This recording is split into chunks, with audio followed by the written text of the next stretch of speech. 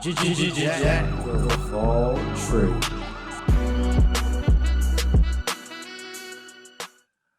Hey, I'm your host, Lamar L.A. Smith, and welcome to another episode of Jack of All Trades podcast. Today I'm with my friend Noah Scott.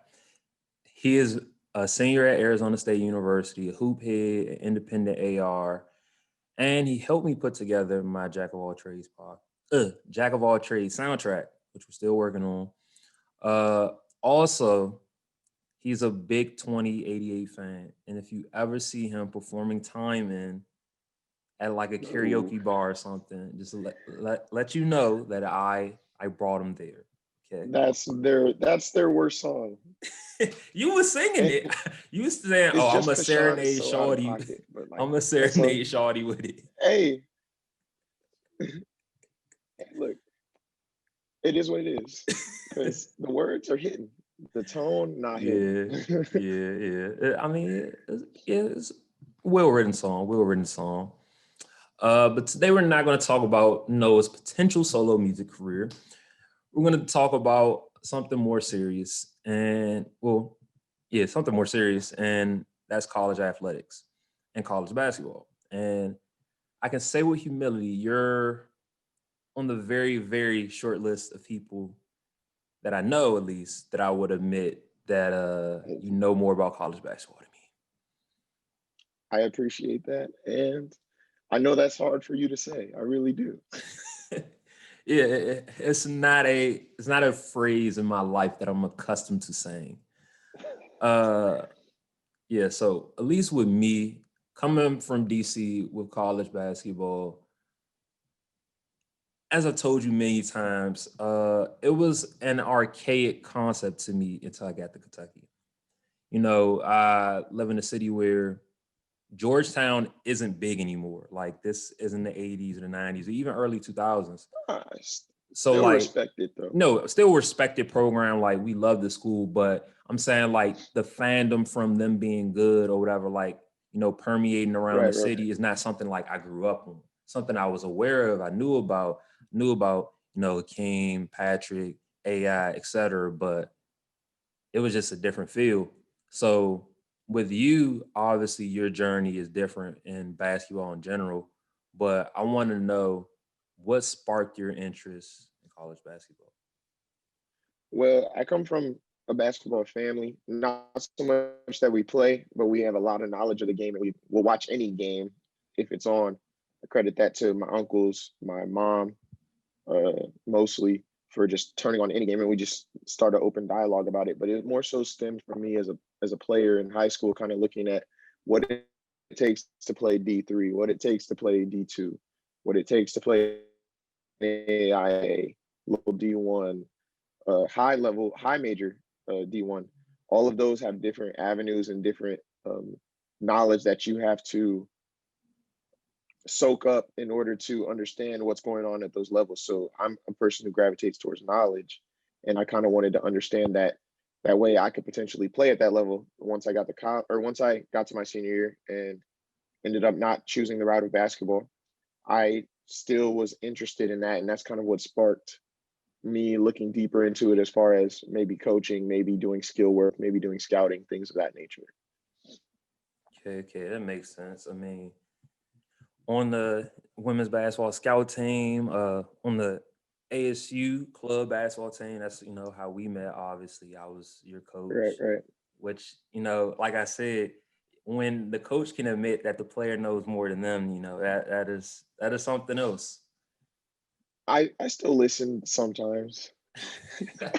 No, he's trying to cap, but no was a very, I would say, collaborative leader, far as like as a teammate on the team, and I would say he was a very collaborative leader, as in, you know, let me stop. That's petty. I was about to make an NBA joke, but I'm not. I'm not. Nah, please let's refrain from the jokes about Tyler Hero getting knocked over by LeBron. No, I wasn't about to say that. Let's not Shout out disrespect the Nate. baby Shout goat. out Nate. Let's not disrespect the baby goat. I No, was the real about to baby say goat. No, a coaching joke, but that I'm not going to do that. So yeah, it was just you were helpful with me in all that process, and I learned a lot about coaching that I honestly didn't know at Kentucky when I coached that one year because I had an assistant coach.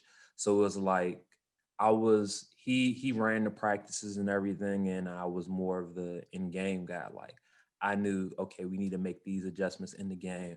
I knew, okay, we should sub blah blah blah blah blah blah based off of flow. So it was more of a yin and yang situation. So, Right. but enough about me. We know, like the both of us, college basketball is constantly evolving. You got guys that come out younger and younger every year. You have situations where I'm gonna just use Kentucky as an example. You have point guards like Ashton Hagans or Devin Askew that come out a year earlier, as far as like coming to college because they reclass, and reclassing is like what's in nowadays. It's like the quicker I can Yeah. get to this $1 million bag, the better. So like, I don't think I want to drop 30 and 40 in my senior year. So let me go to college, get this 1 year out, we're gonna go to the league. Get these 2 years out, we're gonna go to the league. So in general, I just feel like it's evolving, but in your sense, how do you think that the game will continue to evolve, and what do you think about the evolution? Thus far. I think it really does start with the league and the precedent the league wants to set. The league right now has like the NBPA has the rule where you have to be 1 year removed from high school graduation, and you can enter the draft. This is where you get those instances of Hagen's ask you, assuming ask you does well this year and goes to draft.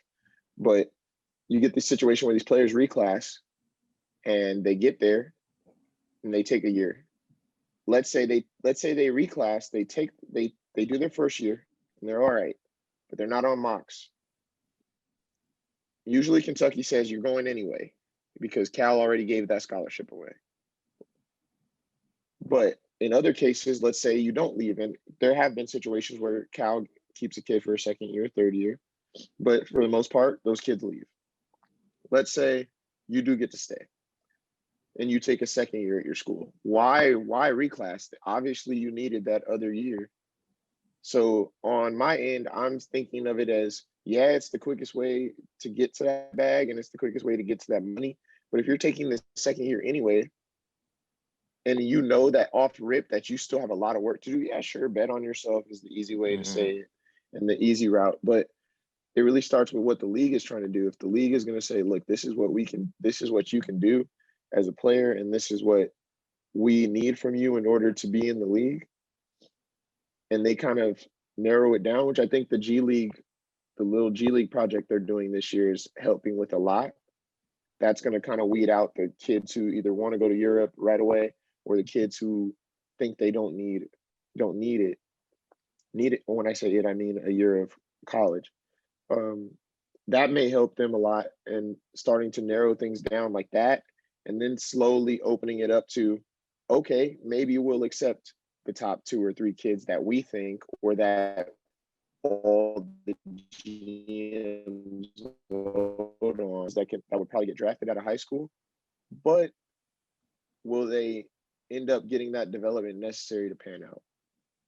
And that's kind of Because like, at least from feels like I'm mourning the loss of a loved one. At least with the sad start by Kentucky, I think the pandemic is showing that regardless of your talent as a prospect, how important the college game is, regardless of how long you can stay there and figure it out, to the growth to the NBA.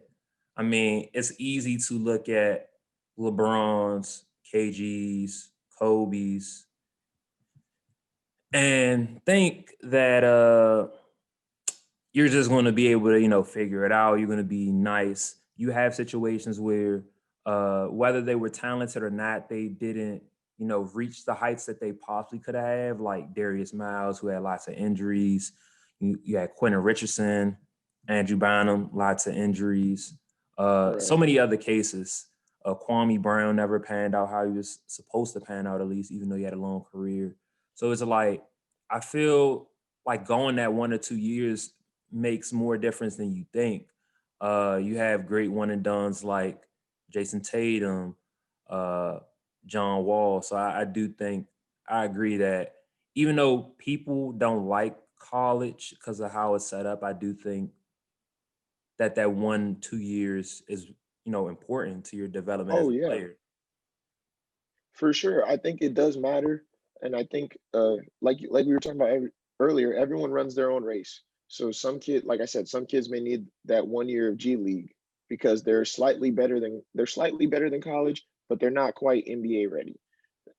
That's a great middle ground because obviously the G League would be a lower level of talent than what the NBA is. Um, some kids may need 1 year, some kids may need 2 years, but I think it really comes down to like picking the right school, making sure you're getting that development. And going back to Kentucky, like Kentucky starts 4 freshmen and a transfer. So, and then I think they have 3 or 4 transfers off the bench or 2 or 3 transfers off the bench. Yeah, So, like two for two them, transfers off the bench. it's a whole, like the culture is really coming from 2 or 3 guys and Cal. Mm. And and as a freshman, and you were the go guy on your squad, and then you come to a team with 5 or 6 other dudes, it's really hard to probably get the same development that you would get if you went to a different school. Not saying that he's not developing, but I'm just saying more so is you're gonna get a lot less opportunity to develop in that situation. Now, don't get me wrong, he puts him out and he puts him in the league and he puts him in the All-Star game. And he's got a few champions. So like it is what it is. If that's the route you want to take and you think that you're ready for that and you can withstand that and get your development on your own as well, then that's the decision you make. But for the most part, I think, like I said, everybody runs their own race. And it kind of depends on what you want to do and what you want to pick.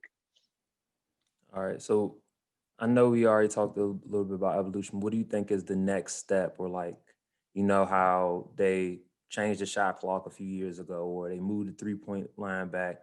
I think again, either this year or the year before that. Like, what do you This think is year, the next right? step? This year. For me, I would like to see it translate more to a professional rules. I was just talking about this with my buddy yesterday. Like, I don't understand why we're still playing halves. I think Yeah, now he brought up a good point. We were talking about this yesterday. We were watching a college basketball game. Actually, we were watching a women's game, and he's like, "Yeah, I really love ad's quarters." And I was like, "Yeah, men's halves, I really don't understand because in high school we're playing quarters. we're playing quarters." Now, don't get me wrong. Also, high school has a lot of issues. Like we need to have a shot clock in all 50 states. I come from Yeah, California. We have agreed. a shot clock. We have a shot clock, and we understand like, yo, we got to get this shot off. Like that's why a lot of players are college ready. In these states where these players don't have a shot clock, they're not as college ready. Yeah, that's a They good get point. they get to college, and now they have a shot clock, and they're like 5 4 0. What is the end of the shot clock play? What are we doing?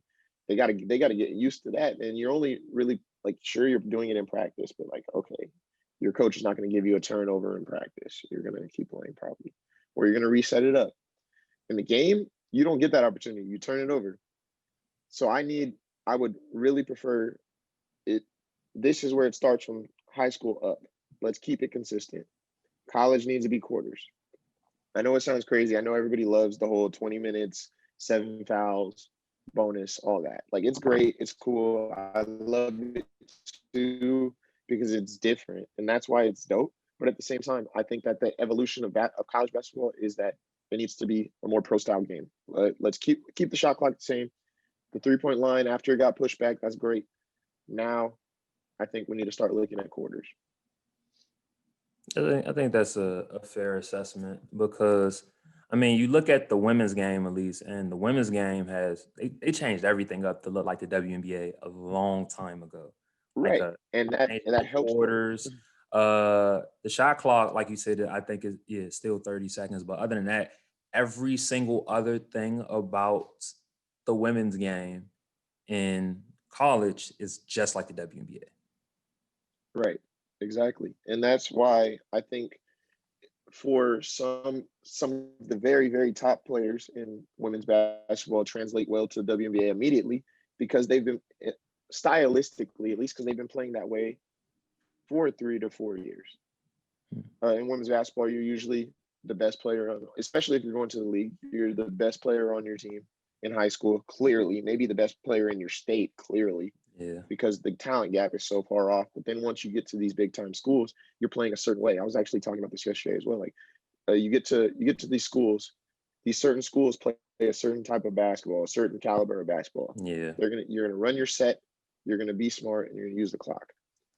They get to the league and they're doing the same thing. And I feel like that's something that we could put men's basketball players in a position to do. That way, the transition is smoother. Now, do I really think they care about the transition? No, or else all these changes would have been made years ago. But it is what it is.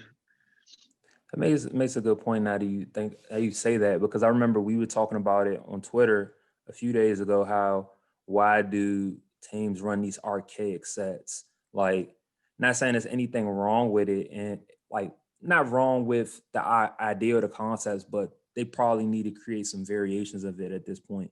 Like, why are people still running a Princeton offense, or like all these other archaic, setup systems where players are either stagnant or it just doesn't fit, the skill level that they have. Like the Princeton offense was because you didn't have Kyrie Irving, who had the ball on the string, that can, go anywhere he want with the ball and do everything he want with the ball. Like him passing around, eating up the whole shot clock and the final score being 51-50 Right. just doesn't make any sense.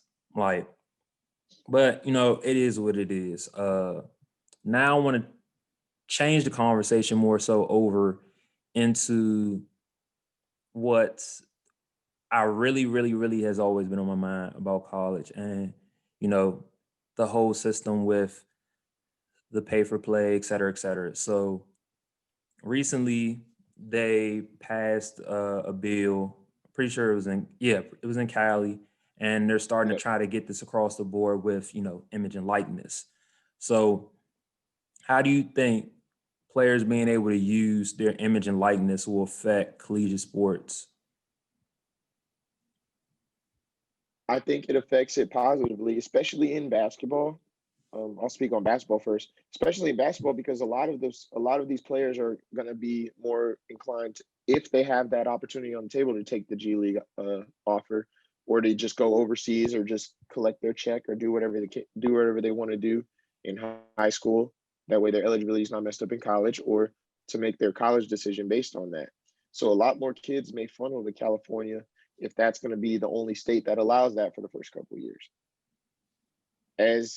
As these other states start to see that they're losing players and losing money over the measly pennies that these players would be making off their image and likeness, opposed to other areas, and they're not getting the same talent, or their talent is leaving the area, then other states are going to start passing it. But in sports all around, I think it would be great. Like for football, especially, because a lot of players are relatively unknown in football Yeah, unless they're a superstar, right? So for like, you could give the ASU quarterback, like, if he had a local TV commercial for Venezia's Pizza, a lot more people would be, oh, who is that guy? He's the ASU quarterback. Oh, he's really good. He could be a first round draft pick. You know what I yeah, mean? That could boost his stock. So that goes back into a lot of basketball players do this as well, committing to a school that is going to boost boost your your stock. Just all, boost your stock. yeah, It Committing to a school, even though it's not for money, is just as much of a partnership as anything. You get a Kentucky offer, you commit to Kentucky. Why? Because they put players in the league. You commit to ASU. Why? Because ASU has a diehard local fan base, and they are going to run your name until you get to the top, especially if you're worth it. Josh yeah, Christopher knew exactly what he's doing when he committed here. That's a great commitment, yeah. close to home. He's got fans that are going to love him till the end, and he's going to spend a great 6 months on campus.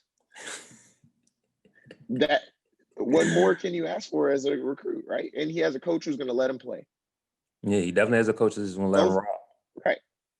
Those are the four things you look for. So for me, it only makes sense for them to get this image and likeness bill passed in all 50 states, and it'll only advance college sports because it's helping the player. Helping the player is going to make more players inclined to do the right thing, commit to the right place, which is going to make it more competitive across the board, Yeah. and it's going to allow them to uh, earn what's theirs. And to me, I think that only is just going to enhance college athletics, especially basketball and football.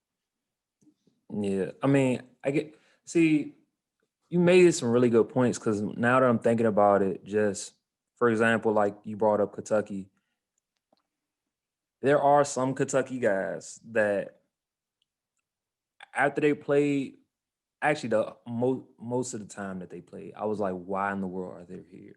But because you go to Kentucky, you'll take guys that really should not be drafted and they'll get drafted because they went to Kentucky.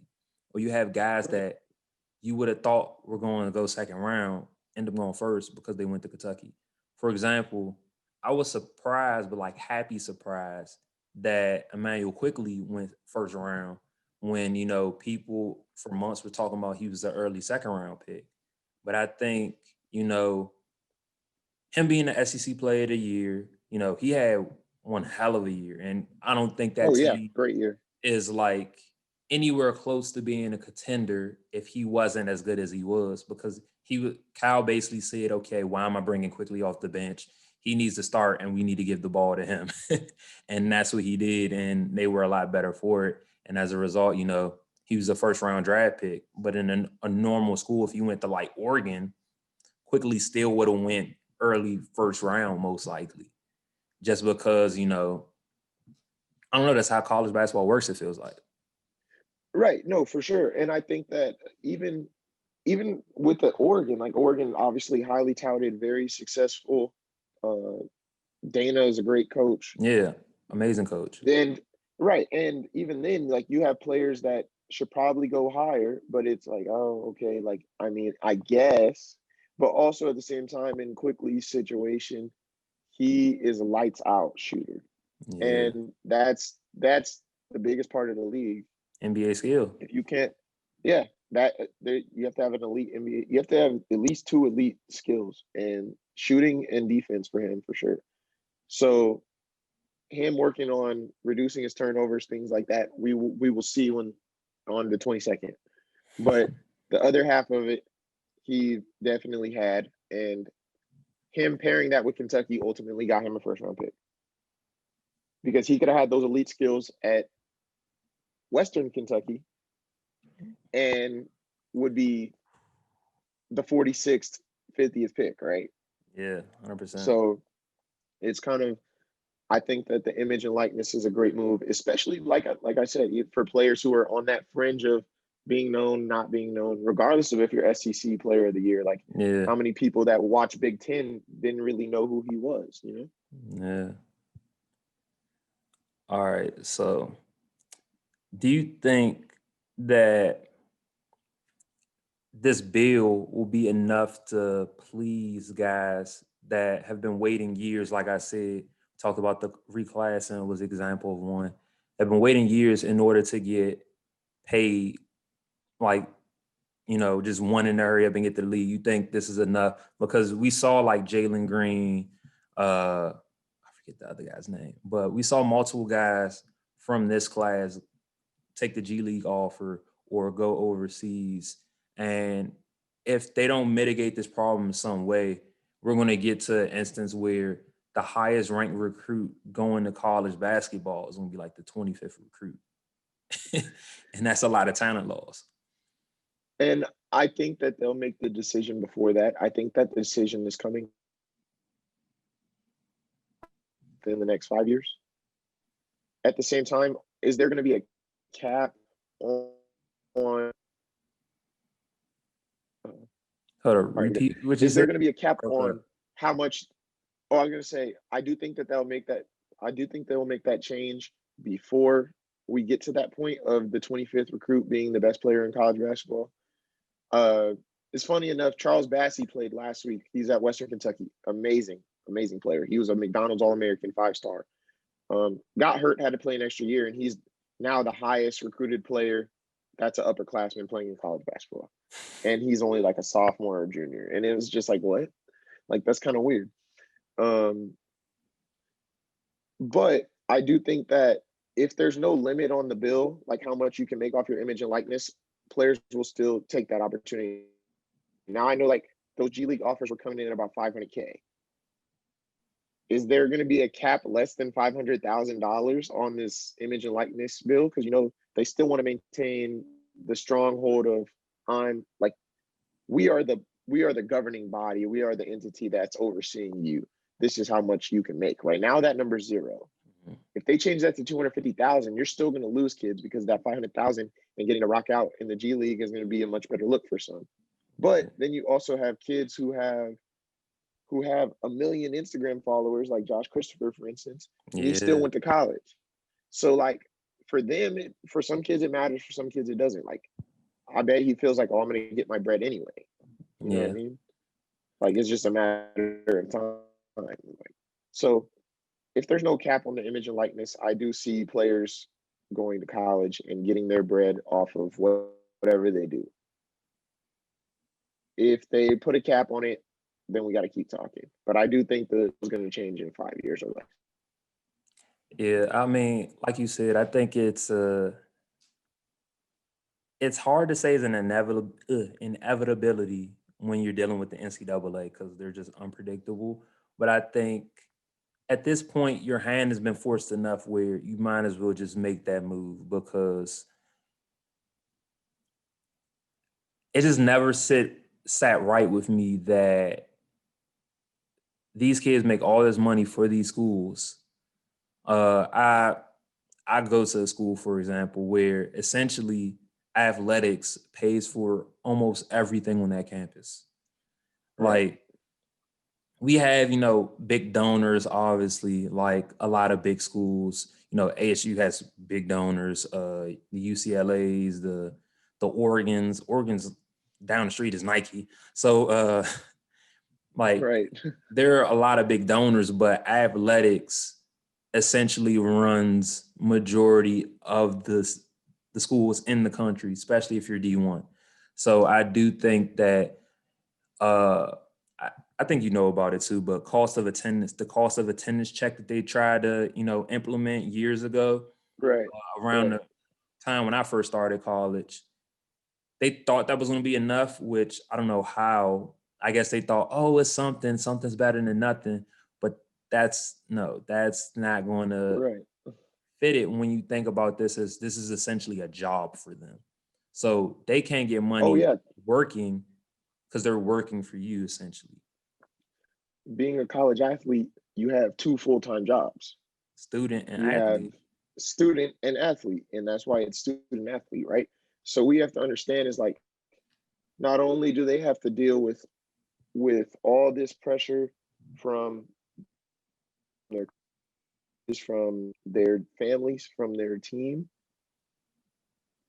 but they also have to deal with being eligible, making sure they're going to school. And yeah, sure, they're getting their little check, whatever it is on the side, but that's nothing compared to what they're probably making for these universities. And when you understand that you're making 2,000 and y'all just went and played at UCLA and made and netted 2 million off the TV deal, then it's just kind of like, well, we just got paid nothing for this. And yeah, that's also why we have all these sports playing through COVID right now, is because universities really are funded by athletics, and that's just what it is. And luckily for basketball, if you feel like that's not right and that's not your avenue, take one of the other routes.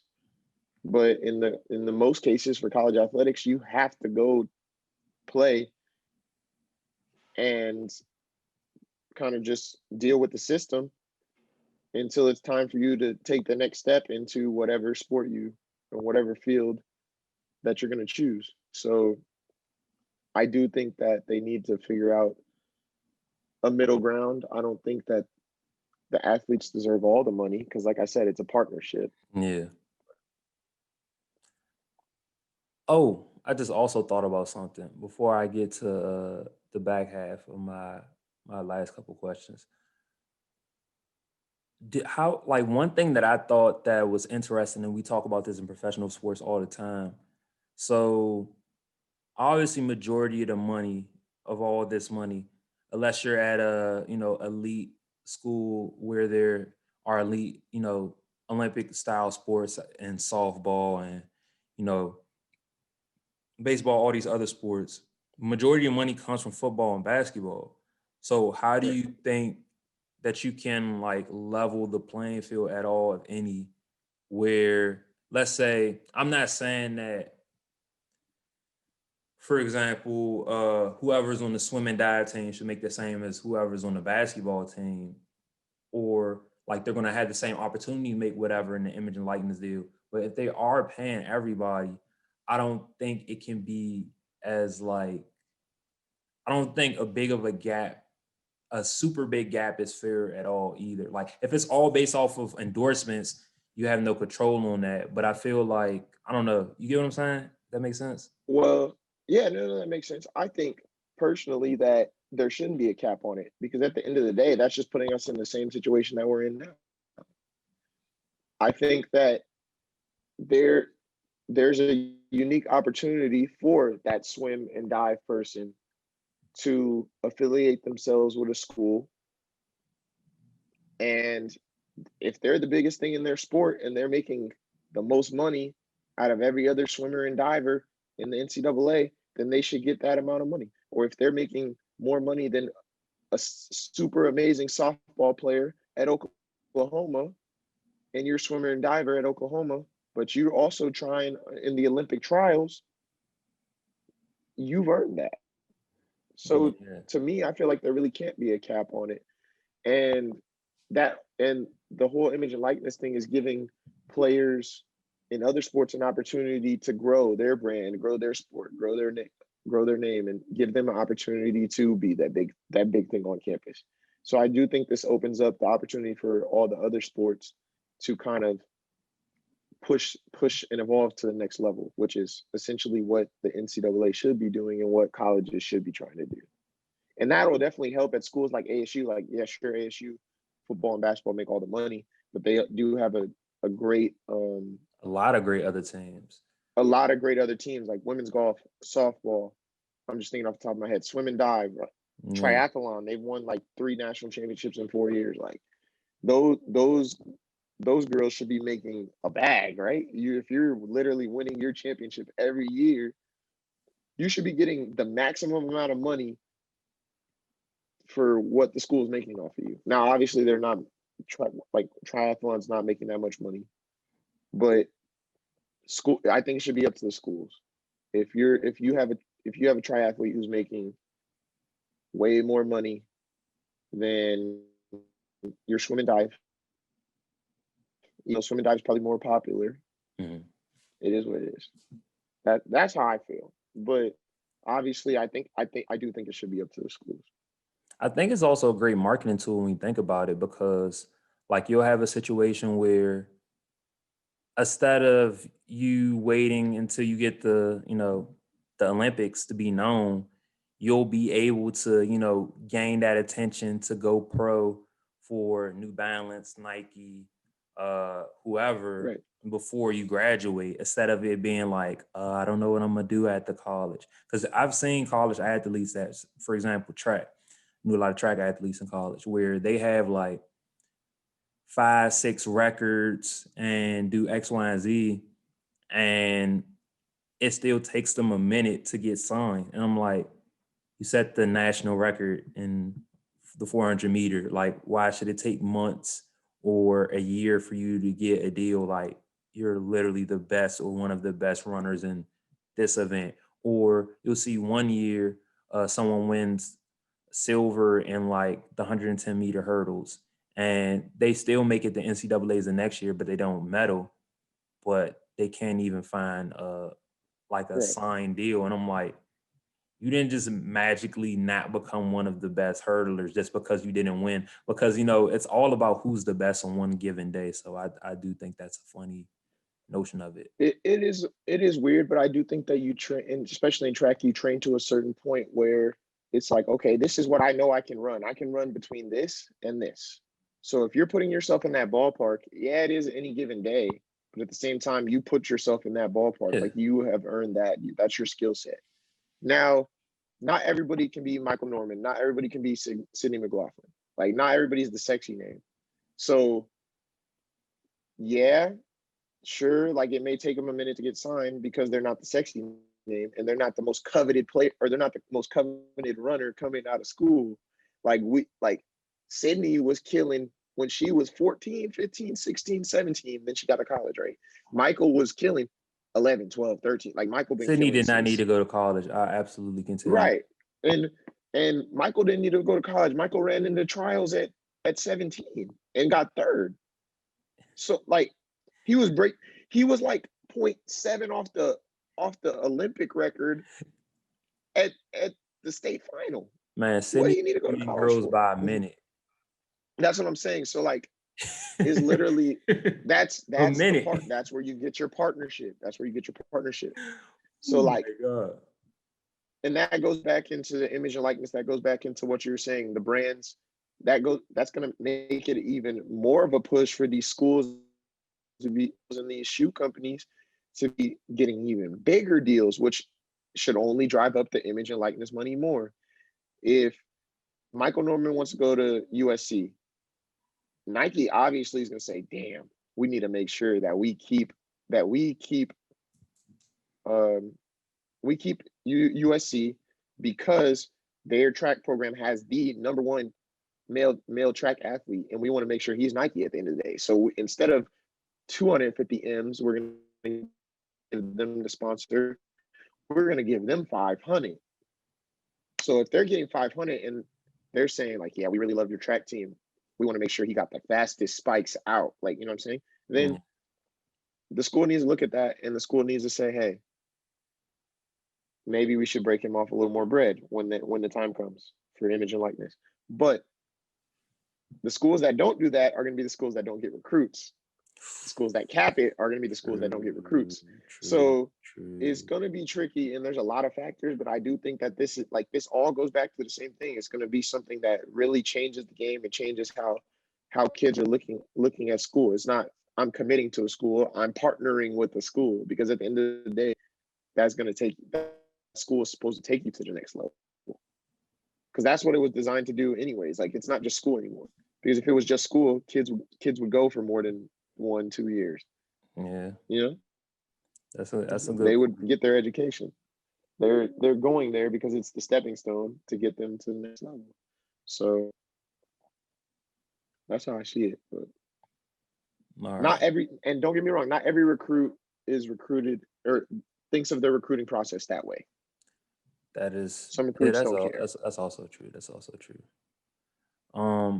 So So for me, this also is something that not in this book, but in the book that I'm currently working on. Yes, I'm working on another book. We don't stop working here, folks. Uh, college athletics is like a big part of the storyline, a big part of everything that's going on. Uh, college athletics to me, not only affects the school's money, but it affects social life too. So, how would right. you describe the impact, athletics has on social life?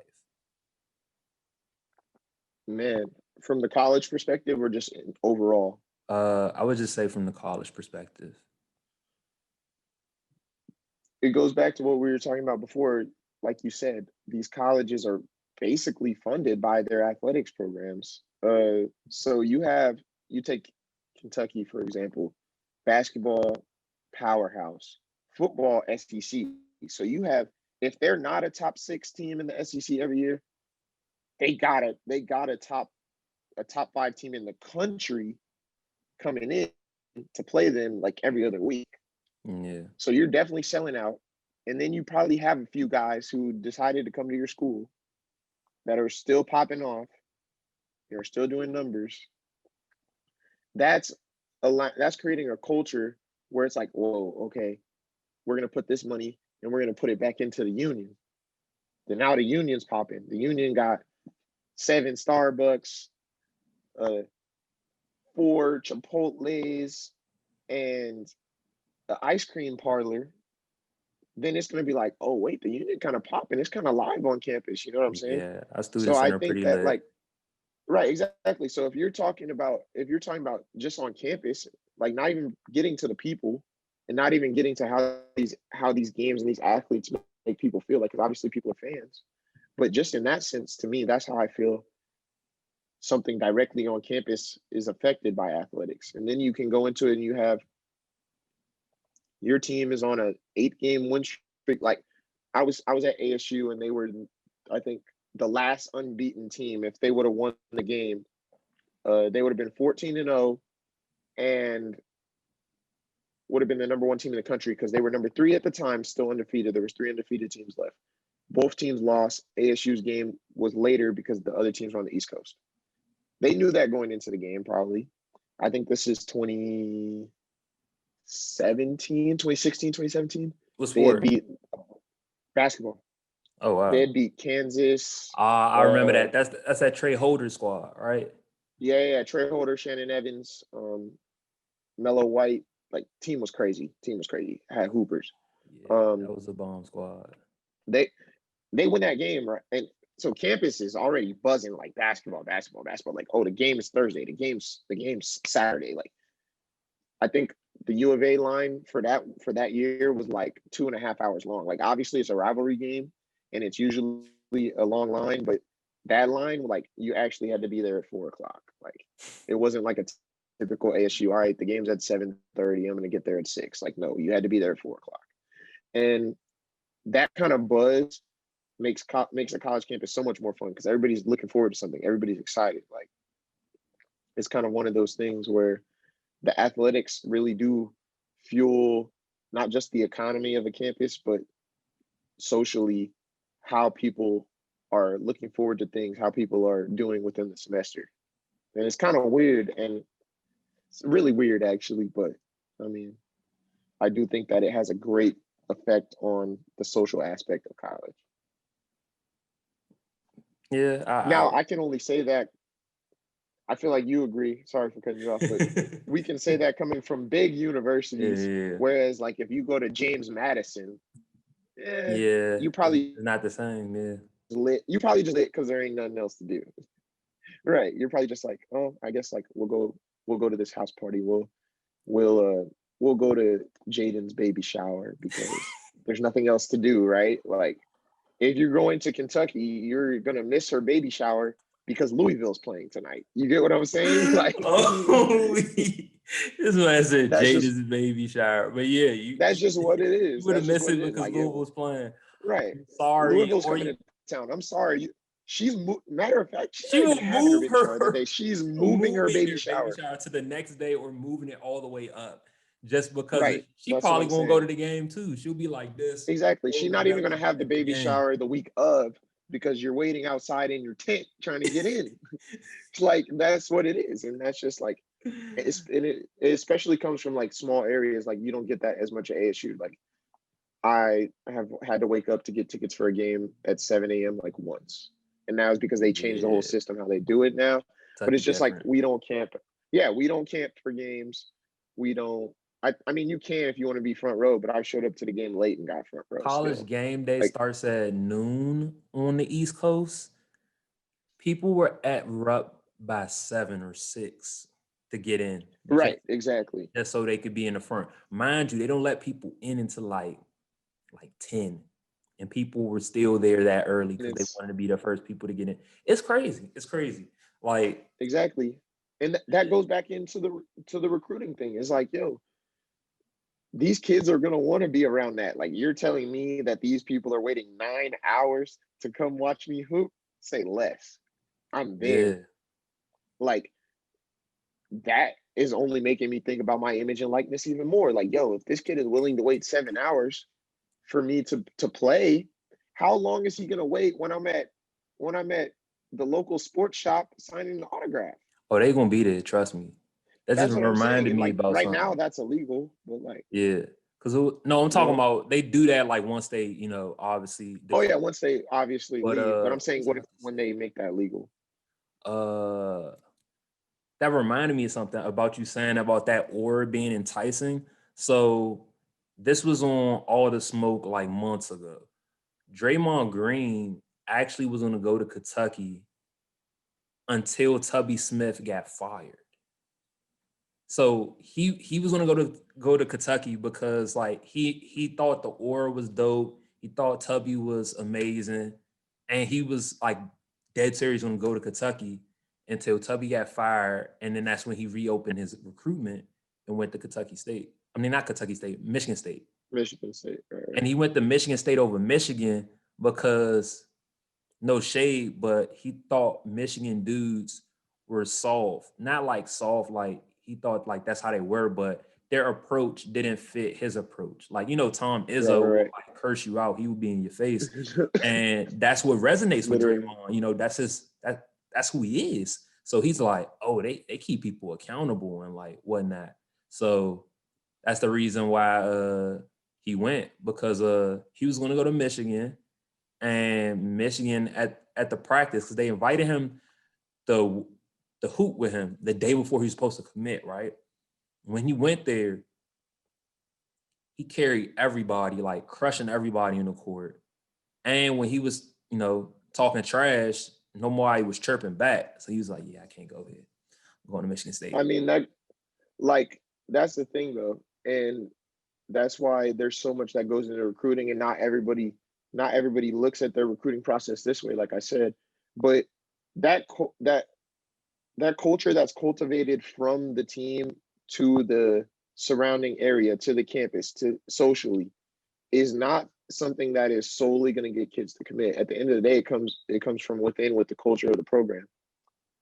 So like especially on Draymond's part, like he wasn't just about to commit off rip because of the culture. Obviously, Tubby being fired is a big deal if that's the coach that's recruiting you.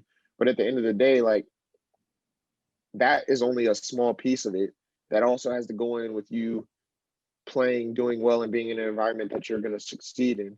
Because at the end of the day, he could have. Let's say he goes to Michigan, and that's not how he is. He may never pan out and turn into the Hall of Famer that Yeah. he is because of that. Yes, I called him a Hall of Famer. That's a whole No, nother I question. agree. He's a Hall of Famer. People gonna hate and talk about the triple singles and all of that, Hey, but we they could don't talk. they We don't can win any of talk. those championships without him. Hey, we can talk first ballot. We can talk about it. Yeah, he But should. at the end of the day, he may not turn into that player if he didn't go to the place that was going to develop him correctly because he was a multiple year guy. Yeah, all four So years. maybe he sinks in that culture and he doesn't swim how he does in Michigan State, right? So like that's another thing that you have to think about. That's another thing that these kids have to think about, and these people that are helping these kids have to think about, along with the other things that we're talking about, such as image and likeness, such as such as socially, such as campus and where the money is going and things like that. Like there's about five or six things that I really couldn't rattle off tops, but All right. So before we get you out of here, what I do on every podcast is I play a game with one of the guests, right? And the game is geared towards the topic or to them. And I have a very, very, very, very creative game. All right. So this um, game is called Build That Program. All right. So what we're going to do is I want you to pretend that you're the head coach of a D1 school, right? right. I want you to give me a quick rundown of how. Oh, and also real quick, I'm going to give you first three men's basketball and then three women's basketball because I don't want to leave the ladies out. So I'm going to give you three men's basketball programs and three women's programs. I'm going to give you the fictional coaching credentials for the men's programs, Bruce Pearl. And then after we're done the men's, I'll tell you your coaching credentials as a woman. Like, what is your fictional coaching credentials? All right. Right, right, So right. just pretend you're Bruce Pearl. And the first college that I'm gonna give you to build, just tell me like based off of their last year team, not this year's team, because they're doing well. How would you recruit or how would you turn them back into a national title contender?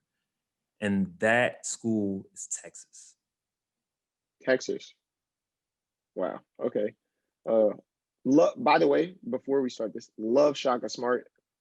Really, really tough go out over there right now. But Um, I definitely start with rebuilding that culture. That's the biggest thing. I think Texas was known kind of as a hard nosed team that did have always had like one super crazy scorer, whether it was like LaMarcus, KD, shoot, PJ Tucker. PJ. Like PJ was a dog. Like people forget about that. PJ also was on that team with both of them, I think, Yeah, I think both because of he them at was different there. I times. think he was there 3 or 4 years. But like, yeah, PJ was a dog at Texas. Like they had dogs that could really hoop.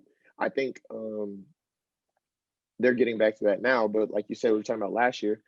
I definitely want to build that culture. I want to make sure everybody's playing hard. Like playing hard is going to steal you games. It will. So culture, defense, and kind of an environment where know what you're good at and try to do that within our flow. More so of all right, we just want to get this guy. We just want to get Coleman the ball. We're going to get it out. You know, like what can the other guys do to maximize their minutes to help us win games? And as long as everybody understands that, that may be something that allows us to steal a few more games. So we're stealing games off of playing hard. We're stealing games because players are Execution. maximizing maximizing and exceeding their potential. I personally think that's really all they were missing last year. Yeah. And obviously, like they did have good players. I think Roach was there last year. I don't know if he's there Yeah. anymore. I think Roach was there last year. Right, Roach can go. Coleman, Coleman can go. Coleman just this year right, he's showing it, but he just needed to up his efficiency. right. And that goes back to what can you do? Can you do this well? Can you not do this well? Maybe you should take these shots less if you're not doing. Little things to boost them, and they may have been doing those, and that's why they're doing so well this year. Also, with an addition of an elite player such as Greg Brown may help, but I do think that I would definitely make sure that the players are looking at themselves and saying, all right, what can we do? And just really looking from within. I don't think that it was anything outside of their control last year. True, true, true. All right. Next one, right? So this school used to be a beast in the tournament. Kentucky, at before we got our hearts broken, we broke their hearts in the round of 32. And this school is Wichita State. So what Wichita you going to State. All do right. to make Wichita State back into, the Fred Van Vliet, Ron Baker type of level squads, the ones that went to the, Final Four and then almost went undefeated that next year. Once again, that goes back to culture. And but this culture is different because they're really some like there's some killers over there. Like they were killers over there. So I'm coming in and I'm saying, look, this is who we are. We win basketball games, we win championships. Like almost went defeated one year, right? I think they Yeah, lost almost one went game, undefeated. The two the games that only year. game they lost was to Kentucky. It was This is who we are. We win back. Right, right, exactly. So I'm going in there. I'm saying this is who we are. This is what we do, and I'm expecting nothing. I don't care who we play. I'm standard, and then from oh no, you breaking up a little bit. all the way to the managers. All right, yeah, all right, you Hold on back. one All second. right, You hear me? what you saying? Yeah, I can hear you. Oh, I said it trickles all the way down to the managers. It's not just one thing.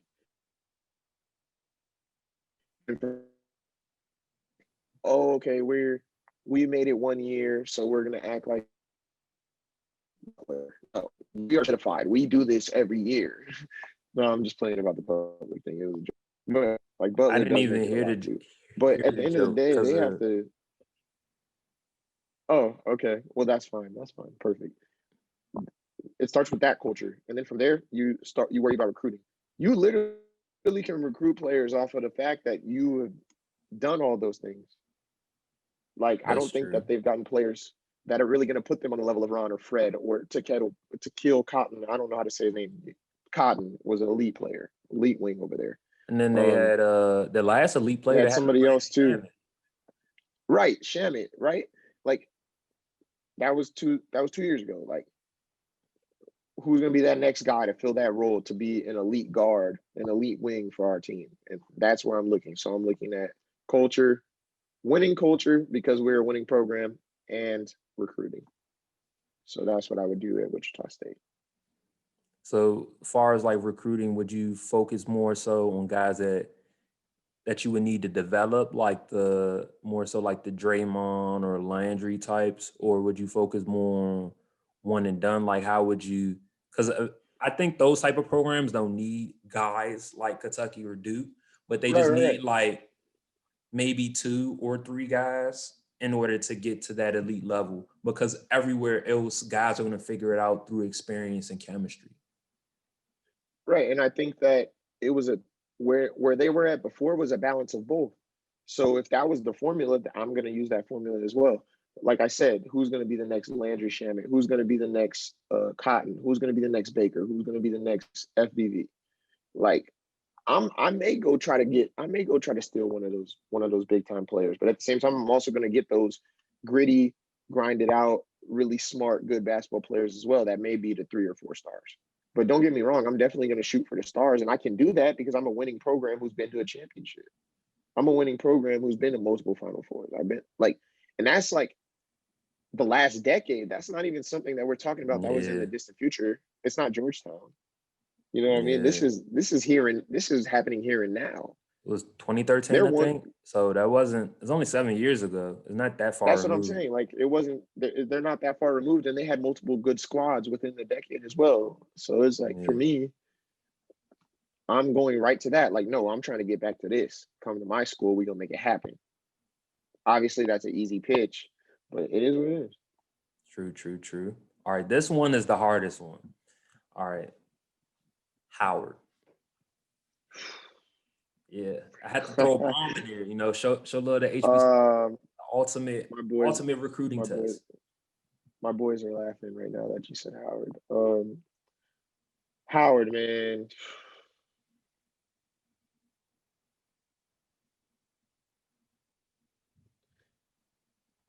I got to worry about if I'm the head coach. I got to worry about people taking me serious. Sure I can be like, oh, I need these recruits. I want these recruits. And the recruits may come. You may get one or two, you may get three.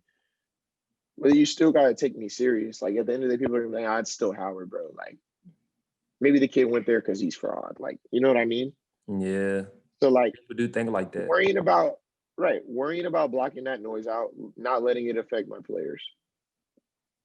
That's the biggest thing for me as a head coach. Then I would build, I would have no choice. And this is something different than I've done with the other schools because it's not an established school, is building an excellent coaching staff around me. That's going to make people take me serious. It's just like kind of similar to what ASU football did. They brought in three Yeah, Hall of Famers. They brought in three Hall of Famers and multiple champion champions, Pro Bowlers, all pros to make this amazing staff, right? I need to do something like that. Obviously, you're looking at me. It's like, okay, well, you don't have that. It's like I don't. But at the end of the day, if I have people like that on my staff, or maybe like people that people can look at and say, well, that person really knows what they're talking about. That person had a good career, and we start stringing some wins together and things like that, then that's going to turn that one recruit that we're getting just because we're at HBCU into, oh, we're getting recruits because we're a good we're program. solidified and we're a good program, right? So I really want to build a coaching staff and shut out all the noise from the outside. Make sure I do that early. That way people can take us serious. That way when they do look at us, that turns into recruiting and that turns us into that blue collar team, that team that's kind of, we don't have a culture that's looking on the outward because we're already like our culture is already HBCU, but our culture from within is just us. This is what we got, and this is how we're gonna make it happen. So I would definitely do it that way. All right. That's a really great one though. Like that would be dope to coach HBCU like, but it'd also be really really hard and very easy to get fired probably. No, yeah, very, very easy to get fired. I feel like. All right, now we're gonna go to Yeah. the women's schools, and I picked three schools that were good, but are on three different levels of good because Oh yeah, and I don't want to give you like a Howard level like program for women's basketball. right. Like, Well, it would feel it's very different for it would feel almost impossible to create a national contender. So we got it in realistic terms per se. So the first school right. is in a elite program, but it's that notch below national title contender. And I'm curious to see what you Right. can do with it, Kentucky. So what would you do with the Kentucky women's Kentucky. basketball program? So you still got Um, Ryan. How do we get past? Okay, we got Ryan, we got right. Patterson. Got some other girls. How do you get us to that Connecticut, Stanford, like those national contender levels?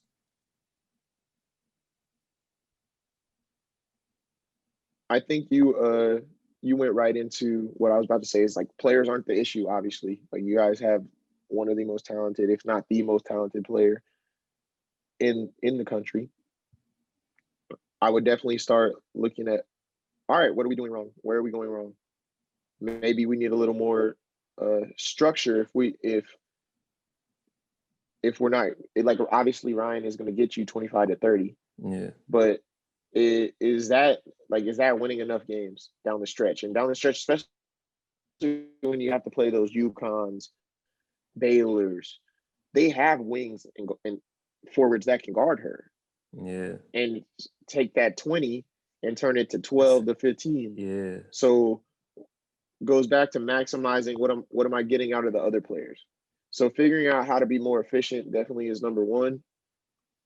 Uh, that's really tough because like they're so close, but they're still like not yeah. that That's what I'm close. You know what I mean? saying. Um, That's, like they're there like 'cause they're a top I, 10 team, okay, but right. Like getting to they're the gonna make the top Sweet five, top 16, four, like right? only the top Uh, four, top five got a real chance to get into the final four, to be honest. And if you're a right. top 10, you're Sweet 16 or Elite Eight, depending on what side of the bracket you're on. Exactly. And I would say definitely maximizing the most out of the rest of the team outside of my bona fide stars. I'm going to call them stars because that's what they are over there. They have some hoopers. I would definitely maximize the team and then kind of figure out where everybody's head is at, making sure the team is really together. And that goes back, like the togetherness of the team is going to help them win a lot of games. Sometimes I watched them a lot last year. Sometimes I felt like there was times where they were all playing individually, um, which you can do when you have that type of skill level on your team. But also being able to come together as a team and really get some team wins is going to be a big thing for them to get them over the top, and that may get them a win over a Baylor. That may get them a win over a Stanford. You know, that may get them a win over a South Carolina. Um, that would be the biggest thing for me, probably Yeah, because I at mean, Kentucky. it's a mountain hill, but you only got to beat them once in the tournament.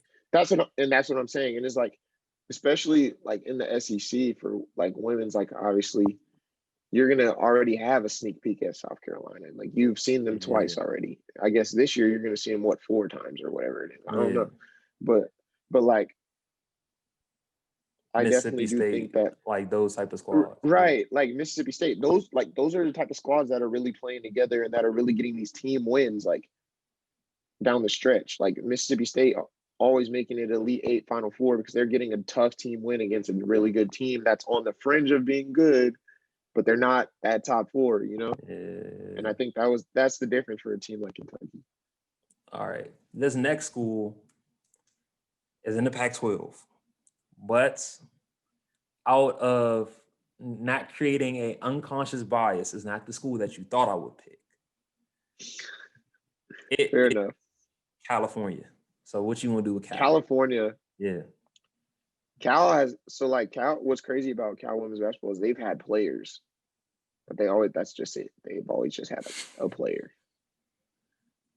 Uh, for sure, keeping all the talent or like getting all the talent from Stanford. Like still, they got to steal the in-state Mm, players.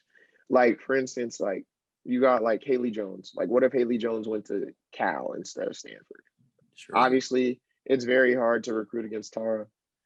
She's about to pass Pat for wins Yeah. and maybe win a championship this year. So like it's hard to recruit against her. But like at the end of the day, like they gotta keep the NorCal talent for themselves if possible. And then really try to get competitive in the other areas of recruiting because it they like I think every year they usually got like I think last year was probably the first year they didn't have one standout player to me in like the last 5, 6 years. But like if you're getting sure you're getting that one player, but maybe that player needed help, you Yeah. know? And then culture, like that's another like school I feel like will be very that needs to like wear their culture on their sleeve because like Berkeley's for sure like a ride or die area. Like Yeah. the Bay Area don't play. Like they for sure like Berkeley is gonna ride or die heavier than Stanford is because Berkeley's like really like we our ears to the soil. Like we have a lot of like local local fan base, local students. Uh so like more so than Stanford does. Stanford has a lot of out of towners because it's like just like a great school overall, things like that. So you're not getting that same feel. So like wearing that culture on your sleeve and kind of turning it into this is who we are, this is what we embody, uh, could definitely help. And that having a buzz and the excitement around the program could definitely change that. And that would also turn into recruiting. I feel that. I feel that. So All right. yeah. Last team in this game. Since women's basketball, I just want to see if you know this team.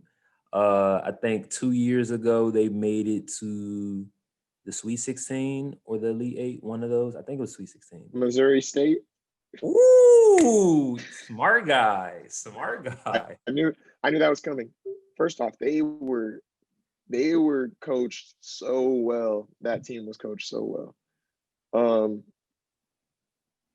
I would ride the wave of that, honestly. I would be like, hey, look, it's possible. We can do it. Like little schools can do it.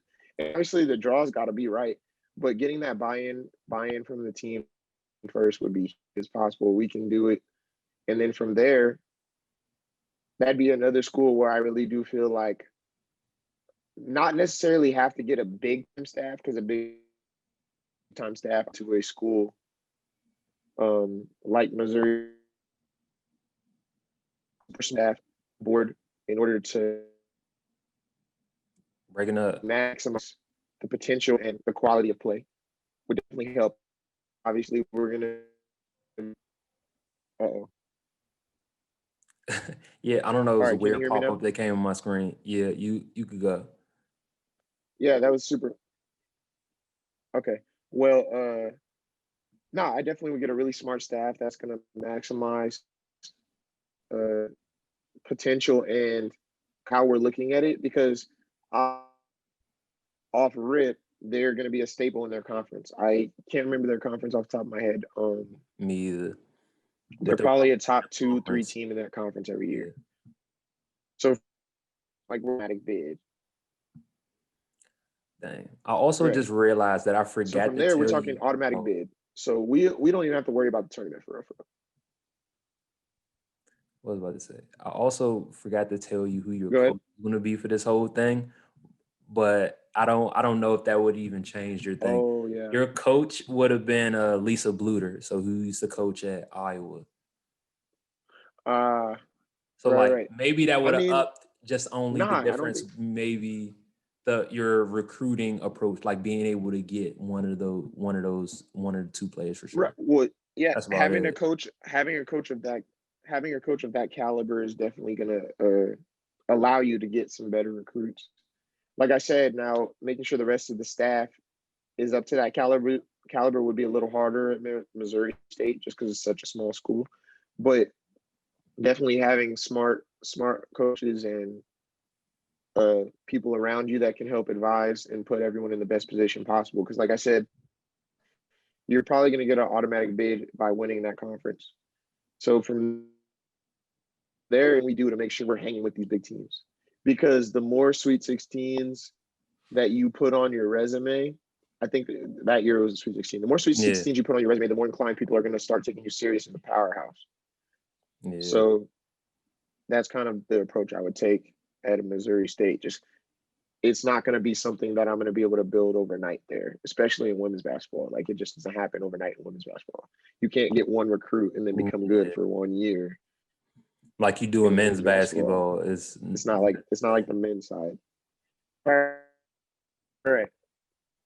Right. So you have to keep building on that. Maybe they don't make the Sweet 16. Maybe it's a round of 32, but it's competitive and they have to play a really good team at home. But just building up, building and building until you get to that point where it's like, okay, people have no choice but to call me like a mid-major powerhouse in women's yeah. It's like one of those slow grinds, kind of like how what happened with Wichita State or VCU or Butler, where basketball. Right. consistently Right. for 5 to Exactly. 10 year span, they were one of the best teams in the country and were consistently getting to, Sweet 16s, Elite Eights. Uh, all three of them made it to Final Fours. Butler made it to back-to-back championship games, and back-to-back years were Right. 4 or 5 points, 1 or 2 possessions Almost away won them. from winning the championship. I mean, if Gordon Hayward banks that joint in, he wins Right. the game for everybody. So He wins it. Right. it's Right. crazy to see. And like that goes back to the whole thing. Obviously, everyone can tell by now that my thing is like culture and cultivating something that people want to be a part of. Mhm. And that like round of Sweet 16, round of 32, like people starting to see that is going to start to build that culture of, okay, we can do this. This is what we're doing at our level. And I think that's the biggest thing for like small schools. Obviously, like I said, it's a lot harder to do on the winning side, but I do think it is possible. True, true, true. All right. Because So, oh, go real ahead. quick, Say what like you about to say. I don't think that women's basketball is one of those things where it's like, oh, I'm gonna go to this school because I want all the extras. I want it to be hype. I want it to be this. Like, no, I don't think most I women's like that. basketball recruits care. I don't think they care about that. So it'd be a lot easier for me to once I create The culture is just the something that people basketball. want to come, yeah, something that people want to come to, then Like if you're good at basketball, you're good at basketball. No one's gonna be like, oh, UConn, like they're in Connecticut. Why would I want to go to Connecticut? It's like, right, no, like I'm exactly. gonna play for Gino. Like No, facts. I want to be, on the levels of the Tarasis, the Birds, the Skater Lewises, the Stewie. The list is way Right. too long. True. Way, We way, could keep way too going and long. no disrespect to all the greats that we didn't mention. But like, yeah, no, exactly. Like I feel like that's a lot less of a concern for most women's basketball recruits, I would say. True, So true, true. All right, so we about to wrap this up. Before I wrap this up, is there anything that you want to promote that you're doing, or that you want to say? Throw your 2 cents in. I do that before I cue us out every episode. yeah, I got two things. First one, uh really appreciate you having me on here. Really loved watching your journey along this book process because I like you had talked to me about it before you even put the pen to the paper or fingers to the typing. Uh, and it was super dope. I'm really excited. I'm making sure everybody knows, like, yo, go cop the book. Like, I want to make sure I give one away to one of the homies or and everything. So I'm really happy and excited for you. This is super dope. Thank you for having me on. It's kind of weird. My other one is a shameless plug for my pod that you're going to be on soon, and we're going to be talking about your process. And it was really weird for me to be in this position because I've never been on a pod as a guest. I'm only usually doing them from your point of view, so it's super dope. And I can't wait to have you on so we can talk about your book process, your journey, and how that came to fruition and how you got that out and how you are cultivating your own success. So I'm really excited about that. Appreciate it. Appreciate it. Check out Mental Wave. Right? Correct. Making sure Yeah, that's it's the more you know podcast and then type in mental wave, and that's kind of my outlook on how I go into things, how I view things, and how I kind of attack uh certain scenarios in my life. And that kind of, as you can see, a lot of what I talk about is culture based, and a lot of what I talk about is outlook and vision. And that's kind of I get into that very heavy for about 40 minutes on on my podcast, The More You Know. So I appreciate the plug. No problem. No problem. All right. So make sure.